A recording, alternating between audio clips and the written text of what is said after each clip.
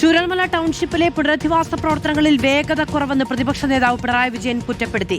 സർക്കാർ അധികാരമേറി 70 ദിവസം പിന്നിട്ടിട്ടും കാര്യമായ പ്രവർത്തനങ്ങൾ നടത്തിയിട്ടില്ല.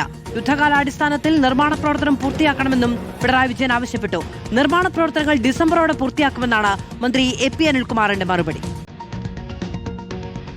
ഉരുൾ ദുരന്തത്തിൽ ജീവൻ നഷ്ടമായവരുടെ സ്മരണയ്ക്കായി സർക്കാർ ടൗൺഷിപ്പിൽ നടന്ന പുഷ്പാർച്ചനയ്ക്ക് ശേഷമാണ് പുത്തുമലയിലെ ഹൃദയഭൂമിയിലേക്ക് ദുരന്തബാധിതർ എത്തിയത്. തങ്ങളുടെ പ്രിയപ്പെട്ടവരുടെ ഓർമ്മ ദിവസം ഹൃദയഭൂമിയിലെത്തിയ അതിജീവിതർ കണ്ണീരണിഞ്ഞു.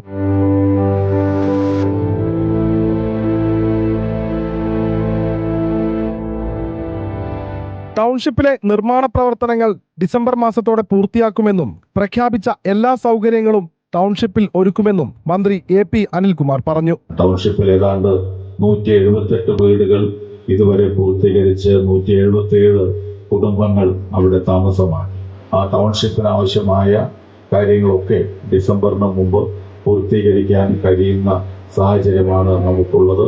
അതേസമയം പുതിയ സർക്കാർ അധികാരത്തിലെത്തിയ ശേഷം പുനരധിവാസ പ്രവർത്തനങ്ങളുടെ വേഗം കുറഞ്ഞുവെന്നും ഇനിയും വീട് ലഭിക്കാത്ത കുടുംബങ്ങൾക്ക് എത്രയും വേഗം വീട് ഉറപ്പാക്കാൻ സർക്കാർ അടിയന്തര നടപടി സ്വീകരിക്കണമെന്നും പ്രതിപക്ഷ നേതാവ് പിണറായി വിജയൻ ആവശ്യപ്പെട്ടു. 2 വർഷങ്ങൾ പിന്നിട്ടിട്ടും ദുരന്തത്തിന്റെ മുറിവുകൾ അതിജീവിതരുടെ മനസ്സിൽ ഇന്നും മായാതെ തുടരുകയാണ്.